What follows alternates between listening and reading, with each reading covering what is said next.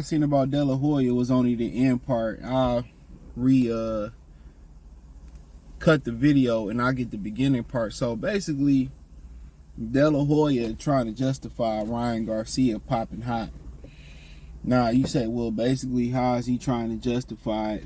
He basically saying, well, you know, Shane Mosley didn't get no time, but Canelo got 6 months, but Ryan Garcia get a year. No. Well, I'm not justifying. Anytime somebody say, well, I'm not justifying it, or I'm not condoning it, but I you know, anytime they say some shit like that, they about to give you the exception to the rule. Right? Boxing is just goofy. I'm out of here. Like Tank and Loma, if I could last that long, no diddy. That's my last fight I'm covering, bro. Like literally, like if y'all really got a demand for boxing, I would exclusively do it on Patreon. But outside of that, this shit is just goofy as hell, bro. Boxing is goofy. Boxing is so goofy, bro. Like it's to the point where, like, you, De La Hoya, coming out talking about, well, Shane popped hot. Shane never popped hot. I specified that. I mean, we believe what we believe. But Shane Mosley never popped hot, you know? But that's what they do. Shane worked with him. Oh, not Shane. And see how they operate. They throw us under the bus. You and Shane was buddy. He worked a partner with Golden Boy. Well, Shane did this to me, and no, hold on. Y'all don't see what he trying to do? Y'all that far gone, y'all don't see the play? So, since Ryan Garcia tested positive for 5 failed drug tests versus a brother, now he gonna say, well, Shane Mosley cheated versus me. I'm Mexican, he black. That's what he doing. And like I said before, what the fuck they got to do with us? Because at the end of the day, Shane Mosley is not Devin Haney and you ain't Ryan Garcia. But they always try to do that. Well, it's not fair to Ryan. He gave up. Ryan failed 5 fucking drug tests. What are we talking about? It's not fair for Ryan. What are we talking about? It's not fair. Huh? What? What's not fair? And then you don't want to get Devin Haney his money? You can't make this shit up. Can't make it up. They never take responsibility. You gotta understand this. When it's them versus black people, and this is why I'm so mad at these content creators. They stick together versus us. Right? Then when they need us, they act like they cool and buddy use us and then get what they want and kick us to the curb.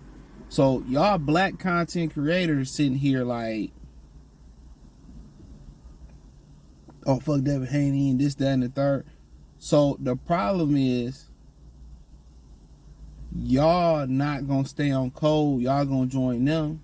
But when they wrong and they need to be held responsible, they stick together. When we wrong, we hold each other accountable, unlike them, and then they hold us accountable. The game is just goofy. They let too many goofies in this bitch, dog. There's too many goofy niggas, bro.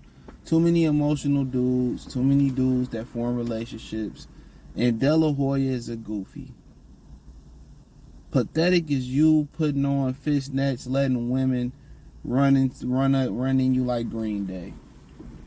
That's pathetic, Playboy. You're pathetic. You're pathetic. To go around and say how big of a star Ryan Garcia is, and then, oh, Devin Haney can't sell, so we're not going to pay him back. And no black fighter should sign with De La Hoya. We know that. Despite how you feel about Al Haymon, to call him the N-word and say that he's the black Hitler. Remember he said that? Remember Roberto Diaz was going around there saying the N-word too? No longer work for Golden Boy?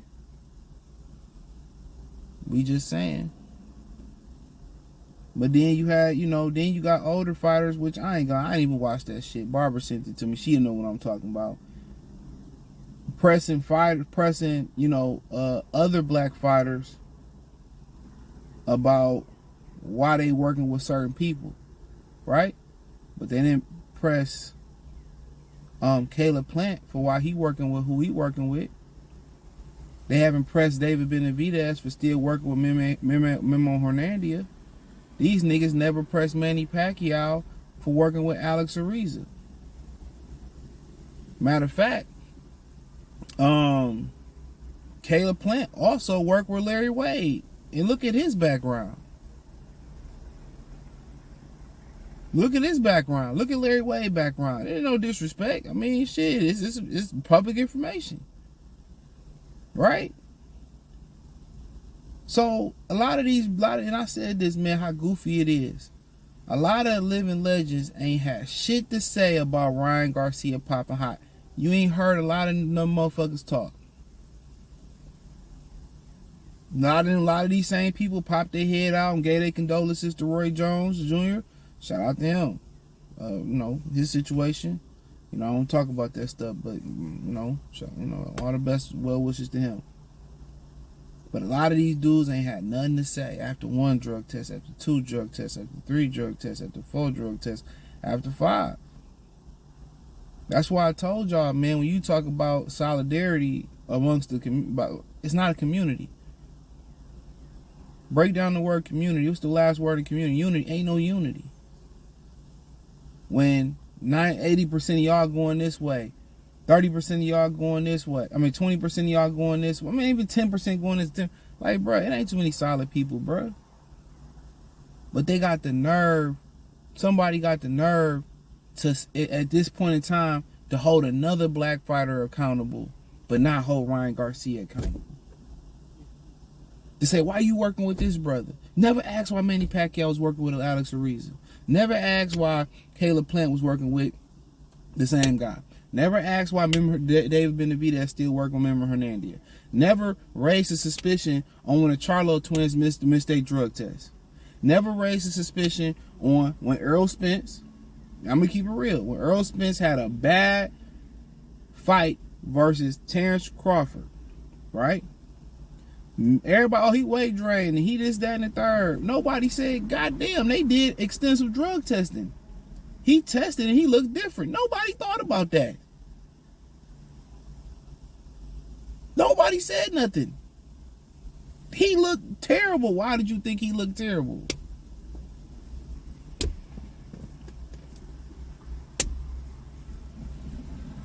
When you successful, the number one people that want to see you fall is your own people in the black sector. I'm gonna call it a sector.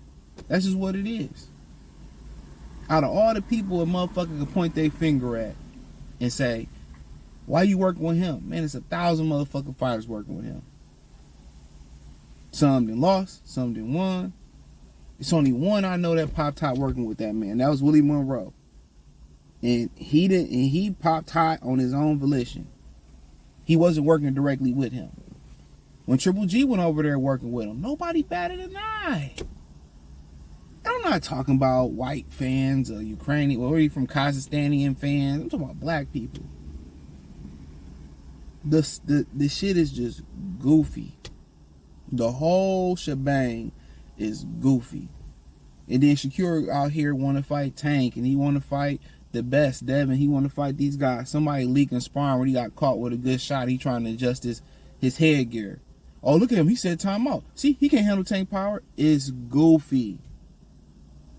From the old heads in the boxing all the way down to the new. It's a goofy. It's a disrespectful to call it a sport at this point. I get taxed as a fighter or as a media member or content creator for wanting to fight the best. For wanting to see the best fights. And then we have suspicion. We got a guy that pop hot. Instead of everybody piling on him and saying you was wrong, he need to be banned, he need to do this, that, and the third. You got motherfuckers who point the finger at other black guys and saying, Oh, you must be hot. Look. We not even talking about the guy who worked with Victor Conti popped in hot. But let's not forget, Ryan Garcia used to be Snack back in the day.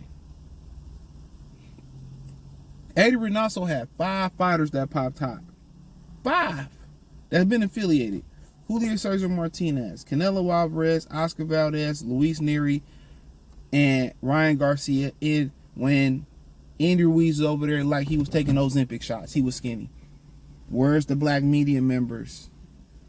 Where's the black prominent media members that's speaking out on this? Where's the older black fighters instead of pointing the finger at this particular fighter, which he was every right to say, I'm gonna beat your motherfucking ass, come down to the gym.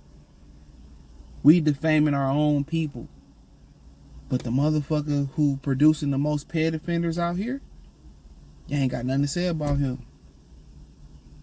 You ain't got nothing to say about him. All these dudes in this, multiple guys in boxing that's been affiliated with the Jews. And I spoke to some of these guys. Remember Hernandez? He always answered questions, but it is what it is. Remember Hernandez, Victor Conti, Alex Ariza, Larry Wade. So don't just say, oh, this guy, that guy, this guy, that guy. Show me where I popped hot at. It's multiple guys around here. I took some snack supplements. They cool. ZMA was cool. It was straight. See what they was about. I think my homie took him from Houston. You know what I'm talking about.